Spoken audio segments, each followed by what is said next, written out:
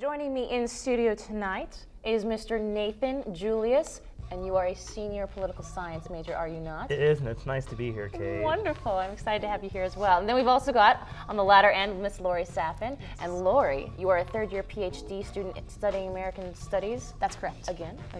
And you also teach in the Women's Studies Department, is that correct? That's correct. I teach LGBT Studies, and I'm teaching a global AIDS course, and currently teaching masculinities. My goodness. And along with that hat, you also wear another one as executive editor? That's correct. Of Revisions. Revisions magazine, which we'll get to in a little bit here. Tell me something. You guys have been keeping up with the local, I guess, as it were, the local gay marriage debate that's going on in our nation's our nation's capital for one, but most certainly our local capital, which is of course Olympia, with the Supreme Court ruling. What are your thoughts on that? Give me what you think. I think Washington State is shaping up very well as a gay-friendly state, as we know that we have a Democrat governor who would be in favor of signing a bill that would put into effect gay right issues, and she's not in support of Defense of Marriage Act, which is now what is restricting gay and lesbian issues. And right now, the Washington State Supreme Court is hearing a case concerning a bunch of gay and lesbian couples who are suing that the Defense of Marriage Act is unconstitutional as it is. And I feel that we have a very good shot of having the Washington State Supreme Court strike it down as unconstitutional, pretty much setting the pattern for progressive states to allow gay and lesbians to marry. Lori, any thoughts? I think that, as Nathan had stated, this is basically premised upon the 1998 DOMA, the Defense of Marriage Act, and really the folks that are against gay marriage, really the only ties that they have are making connections to children, especially in this court case, is basically the need for marriage to maintain healthy relationships for children. Yeah. And so I think that that's kind of what their premise is, and they're setting precedent by basically saying marriage has only occurred between heterosexual couples, and I think that that's pretty much really the only ground that they have to walk on.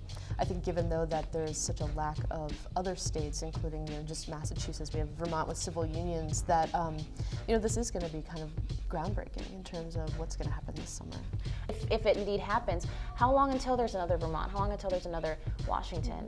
Even if we do have Vermont or Massachusetts, or it snowballs into more democratic states, without that federal protection, you still lose those rights once you transfer that border. And so I think that that's kind of one of the major issues that is on board in trying to not just push this in a state level, because what Bush is trying to say is it's up to the states, we'll just let those states decide how they want to decide without that federal oversight. And so without the federal oversight, you still do not have equality within the system.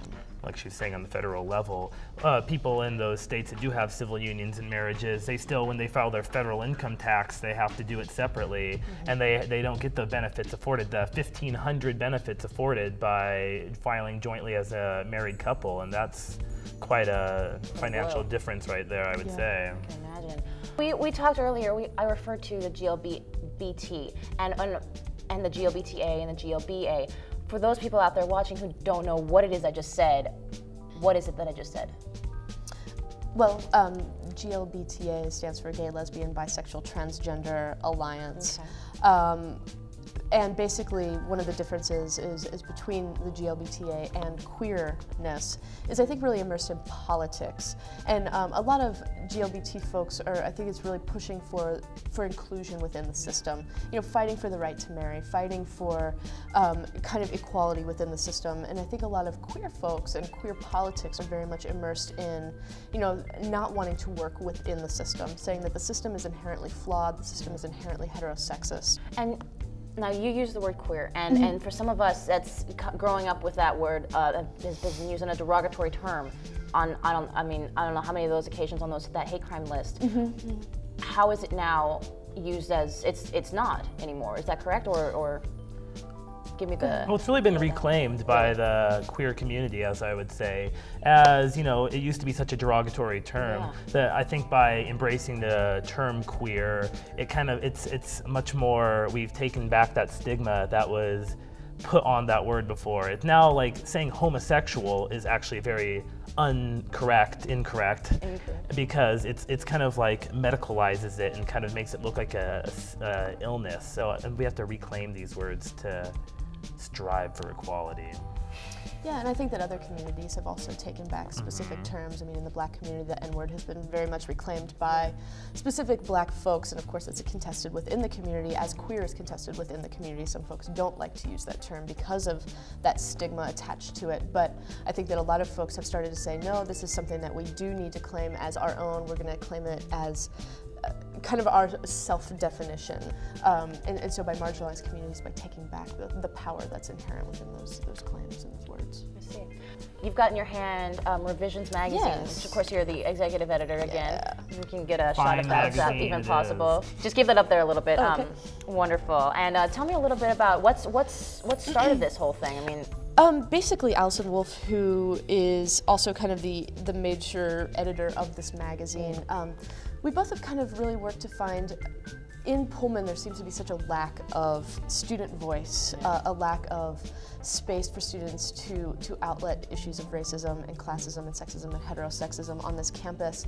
And so we tried to provide a space for students through poetry, through performance art, through all these things to basically combat, to struggle, to do all these things against all these isms that are happening across the campus. And several students write not just on campus level, but on a local level, on a global level. So I think it's a lot of this current issue is talking a lot about the war in Iraq. So just a lot of stuff that I think is really important to provide a space for. thank you both very much for taking the time It's been tonight. great to be here. Appreciate it. Hey, if anyone wants to pick up Revisions, it's available all over the place. Take a look at that. Thank you very much.